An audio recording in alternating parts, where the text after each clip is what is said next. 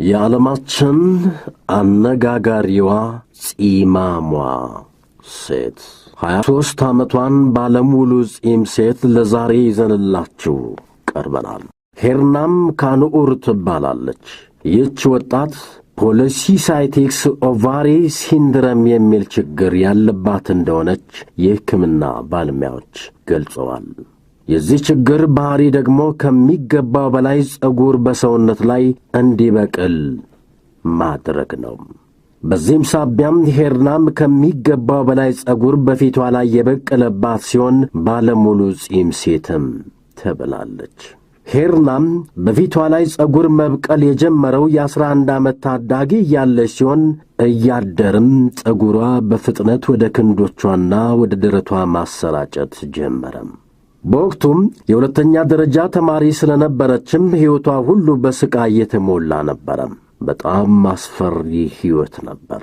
ተኝቼ መንቃትን ጭምር ጠልቼ ነበር ስትልም የነበረውን አስቀያሚ ሕይወት ትገልጸዋለች። በወቅቱም ሄርናም ይሄንን ጸጉር ለማጥፋት ብዙ ጥረቶችን አድርጋለች። በሳምንት 2 ጊዜ ትላጨው ነበር።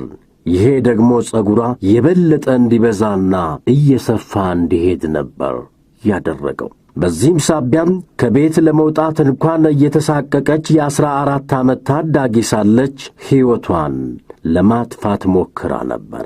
ነገር ግን ምንም ለውጥ ልታመጣ ባለመቻሏን አይታ ራሷን መጠየቅ ጀመረች። ከጓደኞቿ ጋር መገናኘትም ሆነ የወንድ ጓደኛ ማግኘት አለመቻሏ ሌላ ጭንቀት ነበር። በቴሌቪዥንና በመጽሔት ላይ የምትመለከታቸውን ቆነጃጅት እያየች በራሷ ተስፋ ትቆርጥ እንደነበር ትናገራለች። ይህ ሁሉ ሲሆን በተለይ ከታናሽ ወንድሟና ጓደኞቿ የምታገኘው አበረታታች ድጋፍ ራሷን እንድትቀበል አደረጋት። ልክ 16 ዓመት ሲሞላትም ጺሟን መላጨት ለአንዴና ለመጨረሻ ጊዜ አቆመች። በሰውነቷ ላይም ያለውን ጸጉር ሳትቆርጥ ተፈጥሯዊ በሆነ መንገድ እንዲያድግ ማድረጓ የፈጣሪን ፍጥረት ማክበር እንደሆነ በመረዳት እንደተፈጠረች መኖርን መረጠች። በዚህም ሳቢያም ጺሟንም ሆነ ክንዶቿ ላይ ያለው ጸጉር እንደፈለገ እንዲያድግ ፈቀደችለት።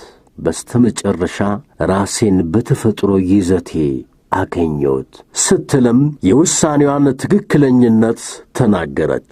ሄርናም በዚህ ሁሉ መከራ ውስጥ ማለፏ ለዕውቅናም አብቅቷታል። በ2014 የዓለማችን ባለሙሉ ጺም ሴት ተብላ በዓለም ድንቃድንቅ መዝገብ ላይ ስሟ ሰፍሯል። አሁን በራሴ እተማመናለሁ፣ ራሴንም ወድጄዋለሁ ስትልም ትናገራለች። የዓለማችን ጺማሟ ሴት